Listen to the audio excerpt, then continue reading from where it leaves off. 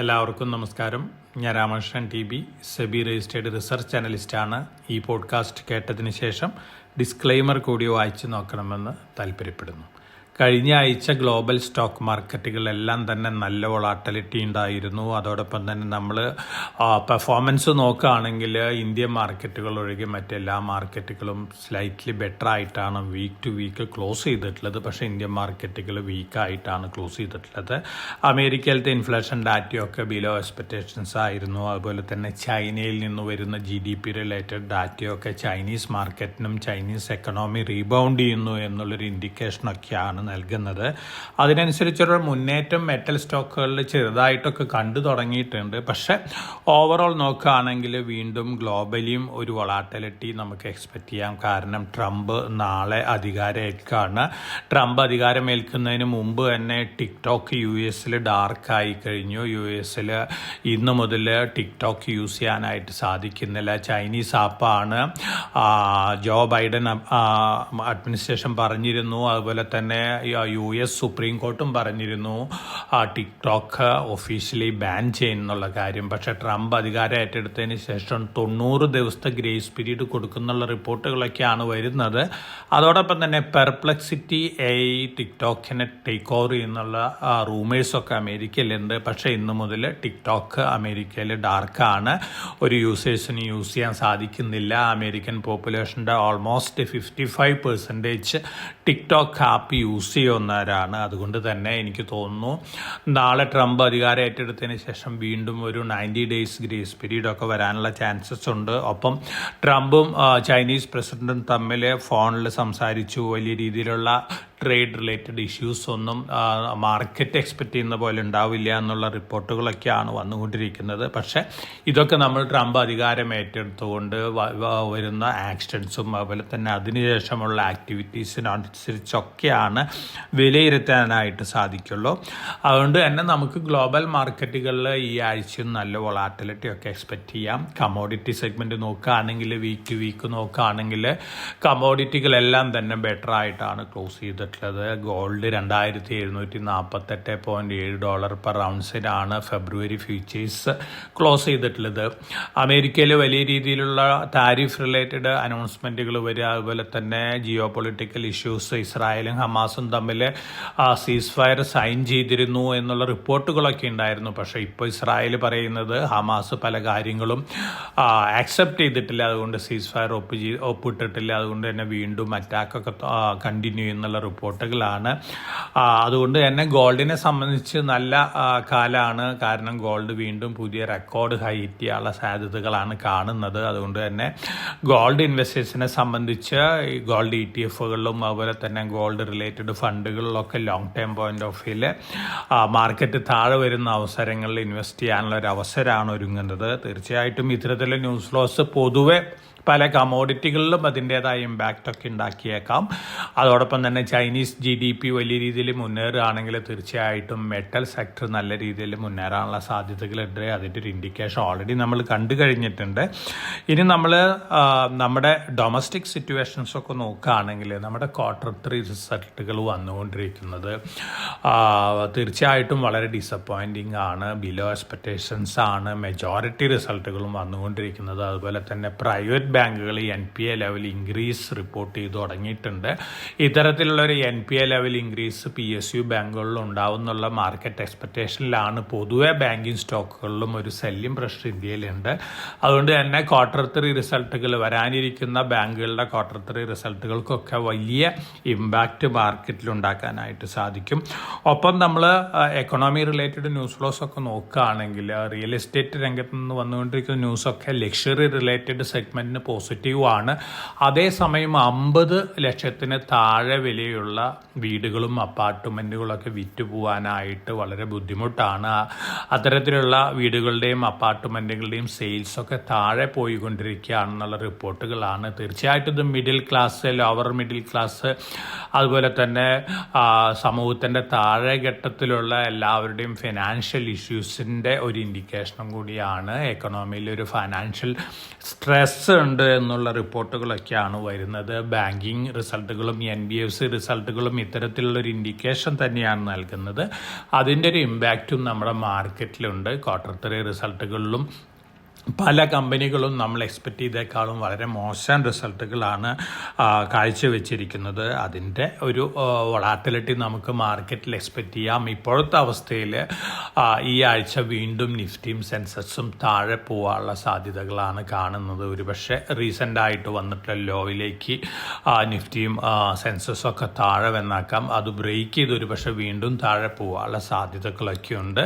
നമ്മൾ മുമ്പ് സൂചിപ്പിച്ച പോലെ ഒരുപക്ഷെ ഷോർട്ട് ടൈം നിഫ്റ്റിയും സെൻസസൊക്കെ വീണ്ടും താഴെ പോയി നിഫ്റ്റി ഒരു പക്ഷേ 22,800, 22,500, 22,000 വേഴ്സ്റ്റ് സെൽ ഓഫ് വരികയാണെങ്കിൽ 21,800 വരെയൊക്കെ താഴാനുള്ള സാധ്യതകളുണ്ട്. പൊതുവെ സെൻറ്റിമെൻറ്റ് ഒരു വീക്ക് സെൻറ്റിമെൻ്റ് ആണ് ഇന്ത്യൻ മാർക്കറ്റിലുള്ളത്. അതേസമയം മ്യൂച്വൽ ഫണ്ട് ഇൻഫ്ലോ, നമ്മൾ മ്യൂച്വൽ ഫണ്ട് ഇൻഫ്ലോയിൽ SIP നോക്കുകയാണെങ്കിൽ SIP വളരെ പ്രോമിസിങ് ആണ്. പക്ഷേ ഓവറോൾ മ്യൂച്വൽ ഫണ്ട് ലെംസം ഇൻഫ്ലോ നോക്കുകയാണെങ്കിൽ അത്ര എൻകറേജിങ് അല്ല. അതുകൊണ്ട് തന്നെ ഗവൺമെൻറ്റിൻ്റെ ഭാഗത്തു നിന്ന് പ്രത്യേകിച്ച് ബഡ്ജറ്റിൽ കാര്യമായിട്ടുള്ള രീതിയിലുള്ള reform measures announcement, tax related അനൗൺസ്മെൻറ്റുകളൊക്കെ വന്നെങ്കിൽ മാത്രമാണ് മാർക്കറ്റിൽ ഇമ്മീഡിയറ്റ് ആയിട്ട് ഒരു നല്ല രീതിയിലുള്ളൊരു മുന്നേറ്റമൊക്കെ നമുക്ക് എക്സ്പെക്റ്റ് ചെയ്യാനായിട്ട് സാധിക്കുള്ളൂ. അതോടൊപ്പം തന്നെ ഗ്ലോബൽ ഫാക്ടേഴ്സ്, ഗ്ലോബൽ വൊളാറ്റിലിറ്റി തീർച്ചയായിട്ടും ഇന്ത്യൻ മാർക്കറ്റിനെ ഇമ്പാക്റ്റ് ചെയ്യാൻ പോകുന്ന കാര്യം തന്നെയാണ്.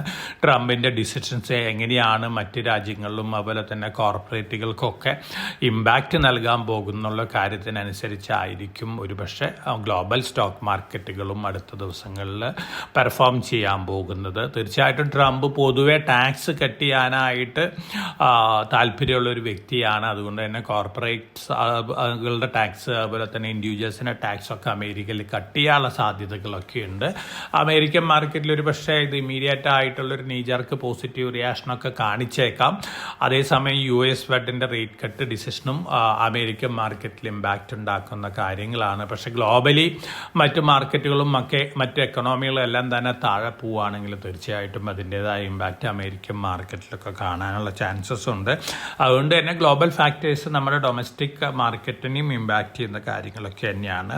തീർച്ചയായിട്ടും ഇത്തരത്തിലുള്ള ഒരു മിക്സഡ് ന്യൂസ് ഫ്ലോസ് ആണ് മാർക്കറ്റിലുള്ളത്. ഇന്ത്യയിൽ കഴിഞ്ഞ 2 വർഷമായിട്ട് കണ്ടിരുന്ന വലിയ രീതിയിലുള്ള സ്റ്റോക്ക് മാർക്കറ്റ് റാലിയൊന്നും നമുക്ക് നമ്മുടെ ഇൻവെസ്റ്റേഴ്സിന് അടുത്ത ഒരു ഷോർട്ട് ടു മീഡിയം ടേമിൽ എക്സ്പെക്റ്റ് ചെയ്യാനായിട്ട് സാധിക്കില്ല. മറിച്ച് പെർഫോമൻസ് ഓറിയൻറ്റഡ് അപ്വേർഡ് മൂവ്മെൻറ്റ്സ് ആണ് നമ്മൾ സ്റ്റോക്കുകളിലെല്ലാം എക്സ്പെക്റ്റ് ചെയ്യുന്നത്. ഒപ്പം Q3 റിസൾട്ടുകൾ നല്ല റിസൾട്ടുകൾ കാഴ്ചവെച്ചിട്ടുള്ള സ്റ്റോക്കുകളിൽ ഒരുപക്ഷെ ഈ Q3 സീസൺ അവസാനിക്കുമ്പോൾ ഒരു വിലയിരുത്തലിന് ശേഷം വീണ്ടും ഒരു സ്റ്റോക്ക് സ്പെസിഫിക് ആയിട്ടുള്ള ആക്ഷൻസ് ഒക്കെ കാണാനുള്ള സാധ്യതകളുണ്ട്. ഇനി നമ്മളെ സംബന്ധിച്ച് നോക്കുകയാണെങ്കിൽ February 1 യൂണിയൻ ബഡ്ജറ്റ് തീർച്ചയായിട്ടും ധാരാളം പ്രതീക്ഷകളൊക്കെയുണ്ട്. ആ പ്രതീക്ഷകൾക്കനുസരിച്ച് കഴിഞ്ഞ കാലങ്ങളിലൊന്നും തന്നെ ബഡ്ജറ്റ് ഉയർന്നിരുന്നില്ല. പക്ഷേ ഇപ്രാവശ്യം ഒരുപക്ഷെ ഇൻഡിവിജ്വൽസിന് ടാക്സ് റിലേറ്റഡ് ആയിട്ടുള്ള ഫേവറബിൾ ആയിട്ടുള്ള അനൗൺസ്മെൻറ്റ് ഉണ്ടാവുമെന്നുള്ളൊരു എക്സ്പെക്റ്റേഷനൊക്കെ ഉണ്ട്. അത് വരികയാണെങ്കിൽ തീർച്ചയായിട്ടും മാർക്കറ്റ് ഒരു പോസിറ്റീവ് റിയാക്ഷൻ കാണിച്ചേക്കാം. അല്ലാത്ത പക്ഷം ഷോർട്ട് ടു മീഡിയം ടൈമിൽ മാർക്കറ്റ് സെൻറ്റിമെൻറ്റ് വൊളാറ്റൽ ആയിരിക്കാം. അതുപോലെ തന്നെ ഒരുപക്ഷെ നെഗറ്റീവായിട്ടുള്ള റിയാക്ഷനൊക്കെ ഗ്ലോബൽ മാർക്കറ്റുകൾക്കൊപ്പം ഇവിടെയും നമുക്ക് കാണാനായിട്ട് സാധിക്കും. മറിച്ച് ചൈനീസ് എക്കണോമി വലിയ രീതിയിൽ മുന്നേറുക, അതുപോലെ തന്നെ മെറ്റൽ സ്റ്റോക്കുകളൊക്കെ മുന്നേറി തുടങ്ങിയൊക്കെയാണെങ്കിൽ തീർച്ചയായിട്ടും അതിൻ്റെ ഇമ്പാക്റ്റൊക്കെ നമ്മുടെ മാർക്കറ്റിലുണ്ടാവാനുള്ള സാധ്യതകളൊക്കെ ഉണ്ട്. 2-3 വർഷം മുമ്പ് നമ്മൾ കൊട്ടിഘോഷിച്ചിരുന്ന China +1 സ്ട്രാറ്റജി വളരെ ഫെയിലിയർ ആണെന്നുള്ള റിപ്പോർട്ടുകളൊക്കെയാണ് വന്നുകൊണ്ടിരിക്കുന്നത്. അതിന് പ്രധാനപ്പെട്ട കാരണം പറയുന്നത് റെഡ് ടേപ്പിസം തന്നെയാണ്. ഈസ് ഓഫ് ഡൂയിങ് നമ്മൾ അനൗൺസ് ചെയ്തിട്ടുണ്ടെങ്കിലും ഈസ് ഓഫ് ഡൂയിങ് ഒന്നും ഇന്ത്യയിൽ ഇതുവരെ നടപ്പിലായിട്ടില്ല എന്നുള്ള റിപ്പോർട്ടുകളും കൂടിയാണ് ഇൻ്റർനാഷണൽ റിപ്പോർട്ടുകൾ അടക്കം സൂചിപ്പിക്കുന്നത്. കൊണ്ട് തന്നെ പൊതുവെ ഒരു വൊളാറ്റിലിറ്റിയൊക്കെ നമുക്ക് വീണ്ടും ഒരു നെഗറ്റീവ് സെൻറ്റിമെൻ്റൊക്കെ വീണ്ടും നമ്മുടെ മാർക്കറ്റിൽ ഷോർട്ട് ടു മീഡിയം ടേമിൽ എക്സ്പെക്റ്റ് ചെയ്യാവുന്ന കാര്യങ്ങളാണ്. ഇനി ബഡ്ജറ്റിലെ ഷിപ്പിംഗ് സെക്ടറിന് അതുപോലെ തന്നെ റിന്യൂവബിൾ എനർജി സെക്ടറിന്, പവർ റിലേറ്റഡ് സെക്ടറുകൾക്ക്, ഇൻഫ്രാസ്ട്രക്ചർ സെക്ടറിലൊക്കെ വലിയ രീതിയിലുള്ള അലോക്കേഷൻസും അനൗൺസ്മെൻറ്റുകളൊക്കെ ഉണ്ടാവുന്നുള്ള റിപ്പോർട്ടുകളുണ്ട്. ഇതൊക്കെ നമുക്ക് ബഡ്ജറ്റ് അവതരണത്തിന് ശേഷം കാത്തിരുന്ന് കാണേണ്ട കാര്യങ്ങളാണ്. കാരണം ബഡ്ജറ്റ് അവതരണത്തിലായിരിക്കാം ഇത്തരത്തിലുള്ള അനൗൺസ്മെൻറ്റുകൾ വരുന്നത്. അതിൻ്റെ ഇംപ്ലിമെൻറ്റേഷൻ എങ്ങനെയായിരിക്കും അതിനനുസരിച്ചായിരിക്കാം മാർക്കറ്റിൽ അതാത് സെക്ടറുകളിലൊക്കെ അതിൻ്റെ ഇമ്പാക്റ്റ് കിട്ടാൻ പോകുന്നത്. ഇനി നമ്മൾ റീസെൻ്റായിട്ട് ഇപ്പോൾ നടന്നുകൊണ്ടിരിക്കുന്ന ഓട്ടോ എക്സ്പോ നോക്കുകയാണെങ്കിൽ കാര്യമായിട്ടുള്ള ഇന്നൊവേറ്റീവ് ആയിട്ടുള്ള ഐഡിയാസ് ഒന്നുമില്ല. പക്ഷേ ഇതുവരെ റിപ്പോർട്ട് ചെയ്ത രീതിയിലുള്ള ഇലക്ട്രിഫിക്കേഷൻ, അതുപോലെ തന്നെ ക്ലീൻ എനർജി റിലേറ്റഡ് അത്തരത്തിലുള്ള പ്രോട്ടോടൈപ്പുകളൊക്കെയാണ് ഈ EV ഷോയിലും അല്ലെങ്കിൽ ഈ ഓട്ടോ ഷോയിലും EV റിലേറ്റഡ് രംഗത്ത് കാണാനുള്ളത്. തീർച്ചയായിട്ടും ഇതിൻ്റെ ഒരു വലിയ ഇമ്പാക്റ്റൊക്കെ എല്ലാവരും എക്സ്പെക്റ്റ് ചെയ്തിരുന്നു. പക്ഷേ ഇപ്പോഴത്തെ അവസ്ഥയിൽ ഓട്ടോ ഷോയിൽ നിന്ന് മാർക്കറ്റിൽ വലിയ രീതിയിൽ പോസിറ്റീവ് ഇമ്പാക്റ്റ് പല സെക്ടേഴ്സിനും പല കമ്പനികൾക്കും കിട്ടുന്ന തരത്തിലുള്ള ഡിസ്പ്ലേസ് ഒന്നും വന്നിട്ടില്ല. അതുകൊണ്ട് തന്നെ ഓവറോൾ ചെറിയൊരു പോസിറ്റീവ് ഇമ്പാക്റ്റ് എന്നുള്ളത് മാറ്റി വെച്ച് കഴിഞ്ഞാൽ കാര്യമായിട്ടുള്ളൊരു പോസിറ്റീവ് ഇമ്പാക്റ്റ് ഒന്നും ഇപ്പോൾ ആ രീതിയിൽ നമ്മൾ എക്സ്പെക്റ്റ് ചെയ്യുന്നില്ല. അപ്പോൾ ഇതൊക്കെയാണ് മാർക്കറ്റിലുള്ള പൊതുവെ സെൻറ്റിമെൻറ്റുകൾ. ഇനി Q3 റിസൾട്ടുകൾ നോക്കുകയാണെങ്കിൽ മാർക്കറ്റ് ലീഡർ, പ്രത്യേകിച്ച് മാർക്കറ്റൊക്കെ വളരെ താഴെ പോയിരുന്ന അവസരങ്ങളിൽ മാർക്കറ്റ് റിക്കവറിക്ക് സഹായിക്കാറുള്ളത് റിലയൻസ് ഇൻഡസ്ട്രീസ് ആണ്. ഇപ്രാവശ്യത്തെ റിലയൻസിൻ്റെ Q3 റിസൾട്ടുകളും അത്തരത്തിലുള്ള റിസൾട്ട് തന്നെയാണ്. അതുകൊണ്ട് തന്നെ ഒരുപക്ഷെ മാർക്കറ്റ് താഴെ വരുന്ന അവസരങ്ങളിൽ ഒരുപക്ഷെ റിലയൻസ് ഇൻഡസ്ട്രീസിലൊരു ബൈയും ദൃശ്യമായേക്കാം. അതൊരുപക്ഷെ മാർക്കറ്റ് റാലിക്ക് ഒരു ലീഡർഷിപ്പ് റിലയൻസിന് നൽകിയേക്കാം.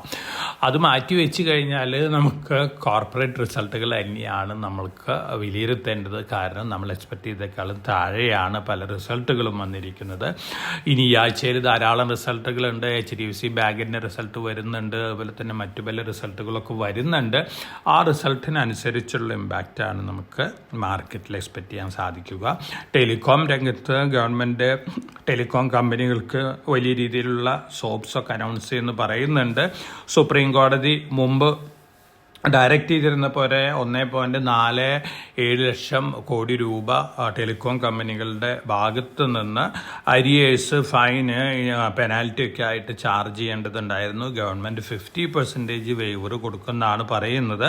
അങ്ങനെ വരികയാണെങ്കിൽ 52,000 കോടി രൂപയുടെ ബെനിഫിറ്റ് കിട്ടാൻ പോകുന്നു വോഡാഫോൺ ഐഡിയയ്ക്കും, അതുപോലെ തന്നെ 38,000 കോടി രൂപയുടെ ബെനിഫിറ്റ് കിട്ടാൻ പോകുന്ന എയർടെലിനും, അതുപോലെ തന്നെ ടാറ്റ ടെലി സർവീസിന് 14,000 കോടി രൂപയുടെ ബെനിഫിറ്റ് കിട്ടാം. അതായത് അവർ കൊടുക്കേണ്ട ഡ്യൂസിൽ ഇത്രയും എമൗണ്ട് കുറവ് വരുന്നു എന്നർത്ഥം. തീർച്ചയായിട്ടും ഇത്തരത്തിലുള്ള മൂവ്മെൻ്റ് ഒക്കെ പോസിറ്റീവാണ്. കാരണം വളരെയധികം അഫക്റ്റഡ് ആയിരുന്നു ഈ ടെലികോം റിലേറ്റഡ് കമ്പനികളെല്ലാം തന്നെ. അതുകൊണ്ട് തന്നെ ഇത്തരത്തിലുള്ള ഗവൺമെൻറ് മൂവുകൾ ഒരു പക്ഷേ ചെറിയ ഒരു പോസിറ്റീവ് ഇമ്പാക്റ്റ് ഒക്കെ ഈ കമ്പനികൾക്ക് ഉണ്ടാക്കിയേക്കാം. പ്രത്യേകിച്ച് എയർടെൽ പോലുള്ള കമ്പനികളെ സംബന്ധിച്ച് ഇത് വളരെ പോസിറ്റീവാണ്. വോഡാഫോൺ ഐഡിയ ഒരു ബാഡ് ഫേസിൽ നിന്ന് റിക്കവർ ചെയ്യുകയാണ്. ആ റിക്കവറിക്ക് ഒരു പക്ഷേ ഇതും സഹായകരമാകും എന്നുള്ളൊരു എക്സ്പെക്റ്റേഷനാണുള്ളത്. ഇനി നമ്മുടെ വിദേശ ധനകാര്യ സ്ഥാപനങ്ങളുടെ ആക്ടിവിറ്റി ഒക്കെ നോക്കുകയാണെങ്കിൽ ഇതുവരെ ജനുവരിയിൽ 44,396 കോടി രൂപ സ്റ്റോക്കുകളാണ് ഒരു വിറ്റഴിക്കുന്നത്. അതേപോലെ തന്നെ നമ്മുടെ ഡൊമസ്റ്റിക് ഫണ്ടുകളും വാങ്ങുന്നുണ്ട്. നമ്മുടെ ഡൊമസ്റ്റിക് ഫണ്ടുകളിൽ അതിൽ ഏകദേശം 1.9 ലക്ഷം കോടി രൂപ ക്യാഷായിട്ട് തന്നെയുണ്ട്. അപ്പോൾ മാർക്കറ്റ് ഫാളിൽ തീർച്ചയായിട്ടും ഇനി ഫർദർ ഫാളിൽ നമ്മുടെ ഇൻവെസ്റ്റേഴ്സിനും ഞാൻ നേരത്തെ മുമ്പ് പല പോഡ്കാസ്റ്റുകളിലും സൂചിപ്പിച്ച പോലെ 4 ഘട്ടമായിട്ട് നല്ല സ്റ്റോക്കുകൾ long term point of view വാങ്ങാനുള്ളൊരു അവസരമാണ് ലഭിക്കാൻ പോകുന്നത്. എല്ലാവരും എക്സ്പെക്റ്റ് ചെയ്യാൻ നിഫ്റ്റിയും സെൻസസും ഒക്കെ ഒരു പക്ഷേ ഇവിടെ നിന്നും ഒരു 5% താഴെ പോകാനുള്ള സാധ്യതകളുണ്ട്. നിഫ്റ്റി ഒരു പക്ഷേ 22,800, 22,500, 22,000, 21,800 വേസ്റ്റ് കേസ് സിനാരിയോയിൽ വരാനുള്ള സാധ്യതകളൊക്കെ ഉണ്ട്. ആ അവസരങ്ങളിലൊക്കെ long term point of view ബയറായി മാറുക. അതോടൊപ്പം തന്നെ ഒരു long term point of view keep ചെയ്യുക. ഇനി നമ്മൾ IPO സെഗ്മെൻ്റൊക്കെ നോക്കുകയാണെങ്കിൽ ധാരാളം IPOs വീണ്ടും വരികയാണ്. BSEയിൽ ഒരു SME IPO നാളെ ഓപ്പൺ ചെയ്യുന്നുണ്ട്. തീർച്ചയായിട്ടും ഈ IPO capital numbers Infotech limited ആണ്. നല്ലൊരു കമ്പനിയാണ്. 263 രൂപയാണ് അപ്പർ പ്രൈസ് ബാൻഡ് വരുന്നത്. നല്ല ലിസ്റ്റിംഗ് ഗെയിൻ കിട്ടാൻ സാധ്യതയുള്ള ഒരു IPO ആണ്. തീർച്ചയായിട്ടും BSE SMEയിൽ അപ്ലൈ ചെയ്യുന്ന ഇൻവെസ്റ്റേഴ്സിന് അപ്ലൈ ആവുന്ന ഒരു IPO ആണ്. ലോട്ട് സൈസ് 400 ആണ്. നമ്മൾ മുമ്പ് സജസ്റ്റ് ചെയ്തിരുന്ന stallion India already 32.2 times over subscribed ആണ്. 90 രൂപയാണ് ഇഷ്യൂ പ്രൈസ്, അപ്പർ പ്രൈസ്. നാളെ ക്ലോസ് ചെയ്യാണ്. അതോടൊപ്പം തന്നെ മറ്റന്നാൾ ക്ലോസ് ചെയ്യുന്ന NSE SMEയിൽ ഒരു IPO ഉണ്ട്.